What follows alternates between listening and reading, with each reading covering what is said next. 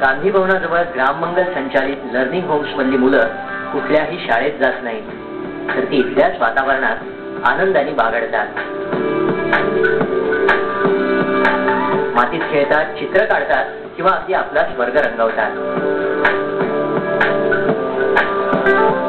त्यांच्यासाठी ही कामं नाही, तर जीवन समजून घेण्याच्या प्रक्रियेतले टप्पे आहेत. इथे सध्या 3 ते 14 वर्ष वयोगटातली 50 मुलं येतात. पुस्तकातली प्रश्नोत्तरं, भूकंपट्टी आणि गृहपाठ यापेक्षा रोज काहीतरी नवीन गोष्ट त्यांना करायला मिळते.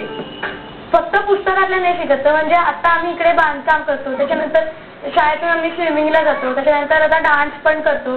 तर मला त्यांनी एखादं काम दिलं आणि मला ते आवडलं नाही, तर मी माझं काम बदलू पण शकते. तिथं एक चौकट असते आणि त्या चौकटीतच म्हणजे ताई शिकवतात एक, आणि ते आपण नुसतं पाठ करून सांगतो, पण त्यामागचं लॉजिक ते जे काय आहे ते इथं सगळं शिकायला मिळतं. आणि इथं म्हणजे मोकळे असतात प्रत्येक मुलं, असे घाबरून नाही राहत ताईंना असं. लर्निंग होम संकल्पनेत अभ्यास नाही, परीक्षा नाही, इतकंच काय इयत्ताही नाही, थेट 10वीची परीक्षा द्यायची. पालक सुद्धा मुलांप्रमाणेच मुलांचे वर्ग सारवण्यासाठी इथे येतात, स्वतःचा वेळ देतात. मुलांचं समाधान व्हावं यासाठी शाळा निवडली, कारण की मुलांना तेच त्या रुटीन मध्ये नव्हतं घालायचं की A फॉर ऍपल आणि B फॉर बॅट आणि बॉल असं.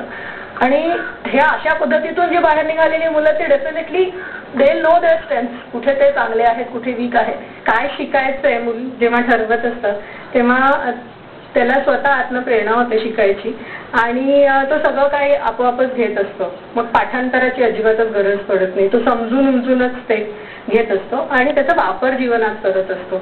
मुलांना केवळ परीक्षार्थी न बनवता खऱ्या अर्थानं त्यांच्यातल्या सगळ्या क्षमतांचा विकास व्हावा या उद्देशानं लर्निंग होम सुरू झालंय.